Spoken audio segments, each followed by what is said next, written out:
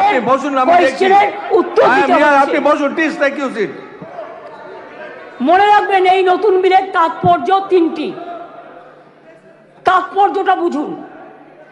1 নম্বর বর্ধিত শাস্তি, 2 নম্বর দ্রুত তদন্ত, 3 নম্বর দ্রুত ন্যায় বিচার।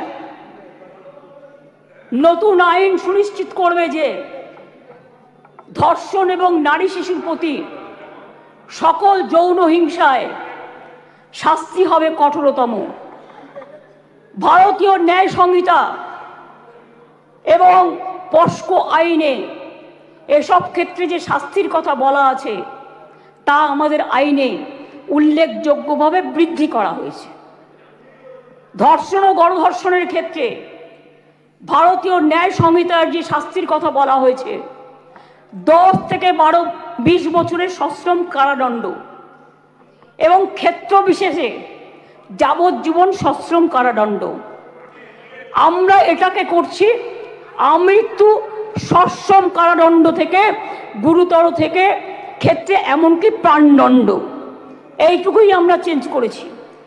ধর্ষণ বা গণধর্ষণের ফলে নির্যাতিতার মৃত্যু হলে বা নির্যাতিত সম্পূর্ণ ভেজিটেবল হয়ে গেলে ভারতীয় ন্যায় সংহিতায় এর শাস্তি বলা আছে 20 বছরের সশ্রম কারাদণ্ড এবং ক্ষেত্র বিশেষে যাবজ্জীবন সশ্রম কারাদণ্ড। আমরা এটাকে করেছি প্রাণদণ্ড ও জরিমানা। এ প্রসঙ্গে বলি, এমনকি আর্থিক জরিমানার কথাও বলা হয়েছে যে ধর্ষিতা বা নির্যাতিতার চিকিৎসাগত অথবা তার নিকটাত্মীয়ের সামাজিক ও মানসিক পুনর্বাসনেও সেটা সহায়ক হয়। অ্যাসিড আক্রমণের ক্ষেত্রে অনেক সময় দেখেন মেয়েদের অ্যাসিড ছুঁড়ে মারে। অ্যাসিড আক্রমণের ক্ষেত্রে ভারতীয় ন্যায় সংহিতার এর শাস্তিতে বলা আছে 10 বছরের সশ্রম কারাদণ্ড, ক্ষেত্র বিশেষে যাবজ্জীবন সশ্রম কারাদণ্ড এবং ফাইন। আমরা এই শাস্তি বাড়িয়ে করেছি, আরজি করার জন্যই তো এটা হচ্ছে, আমৃত্যু কারাদণ্ড এবং ক্ষেত্র বিশেষে প্রাণদণ্ড। দ্রুত তদন্ত করবার জন্য অপরাজিতা টাস্ক ফোর্স নামে এই আইন পাশ হয়ে গেলে একটি বিশেষ পুলিশ বাহিনী তৈরি করা হবে। এই ধরনের অপরাধের দ্রুততম তদন্তের জন্য প্রাথমিক রিপোর্ট আসার পরে 21 দিনের মধ্যে তদন্ত সমাপ্ত হবে। খুব ব্যতিক্রমের ক্ষেত্রে বড় জোর 15 দিন পর্যন্ত তদন্ত সীমা বাড়ানো যেতে পারে। শিশুদের জড়িয়ে কোনো অপরাধ সংগঠিত হলে সাক্ষ্য সংগ্রহ হবে 7 দিনের মধ্যে। দ্রুততম বিচারের স্বার্থে বিশেষ আদালত তৈরি হচ্ছে। চার্জশিট জমা দেওয়ার 30 দিনের মধ্যে ট্রায়াল শেষ করতে হবে। দ্রুততম বিচারই নির্যাতিতার মানসিক স্বাস্থ্য পুনরুদ্ধারের পক্ষে শ্রেষ্ঠতম পদক্ষেপ।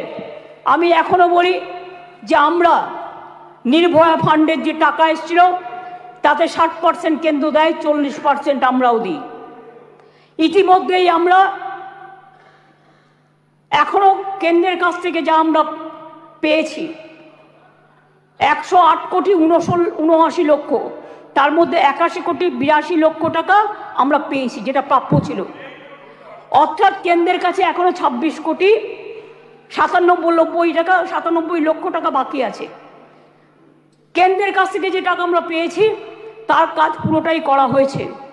72% টাকার ইউসিও জমা পড়েছে, বাকি টাকার কাজ দ্রুত গতিতে চলছে। এতে গেল কেন্দ্রের থেকে প্রাপ্য টাকার হিসেব। এবার আসি স্টেট শেয়ারে। নির্ভয়াতে রাজ্য 54 কোটি 55 লক্ষ টাকা ইতিমধ্যেই দিয়েছে। এর মধ্যে 66% টাকা খরচাও হয়ে গেছে। রাজ্য এক্ষেত্রে আরও 17 কোটি 98 লক্ষ টাকা এই ক্ষেত্রে রাজ্য আরও দেবে। তাছাড়াও আমি মনে করি যে কিছু কিছু হসপিটালে এটা ফ্যাক্ট, আগেকার দিনে তৈরি হয়েছে মেডিকেল কলেজগুলো, কিছু ডাক্তার কিছু নার্সদের যাওয়ার জন্য যে রাস্তাগুলো আছে গাছে ঢাকা বা অনেকটা খালি, এগুলো আমরা করিনি, অনেক দিন দীর্ঘদিন আগেকার। কিন্তু আমি অলরেডি হেলথ সেক্রেটারিকে ডেকে বলেছি, প্রিন্সিপাল সেক্রেটারিকে, প্রত্যেকটা রাস্তা তোমরা চেষ্টা করো কভার আপ করার, যেখান দিয়ে নার্স মহিলা ডাক্তাররা যাতায়াত করে বা অন্য ডাক্তাররাও। হয়তো একটু টাইম লাগবে, কিন্তু আমি 100 কোটি টাকা দিয়েছি, এর জন্য স্যাংশন করেছি আমরা। সিসিটিভি লাগাও সব জায়গায়, এবং যে জায়গাগুলো কভার করবে সেখানে আলো দাও। এছাড়াও যেখানে রেস্টরুম নেই সেখানে রেস্টরুমও করে দাও। তাছাড়াও আমরা একটা নারী সুরক্ষা, যেটা রাত্রি সাথী করেছি, যেখানে পরিষ্কার বলা হয়েছে যে মহিলারা যত কম সম্ভব 12 ঘন্টা ডিউটি করবে। যদি এমার্জেন্সি থাকে তার ডিউটি ডাক্তার বাড়াবে। তার কারণ মেয়েদের মনে রাখতে হবে কেন করেছি, সেটা আমাদের ব্যাপার। আপনি কেন কথা বলছেন? আমরা এই কারণে করেছি মেয়েদের সুরক্ষার জন্য। যারা রাতে কাজ করতে চায় তারা অ্যালাউড।